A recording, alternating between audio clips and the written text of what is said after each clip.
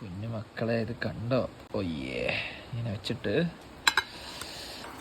2 കഷ്ണം പോർക്കിൻ്റെ കഷ്ണം ഇങ്ങനെ എടുത്ത് വെച്ചിട്ട് ഇങ്ങനെ വെച്ചതിന് ശേഷം കരിവേപ്പിലയൊക്കെ ഇട്ട് വെച്ച് നല്ല സെറ്റ് സാധനത.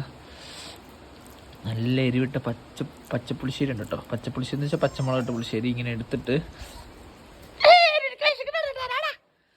എന്നിട്ട് ഇങ്ങനെ ഒരു മോര് കൂട്ടിയിട്ട് ഇങ്ങനെ ഇട്ടതിന് ശേഷം ഒരു വൈഡാങ്ങിട്ട് വെച്ചിട്ട്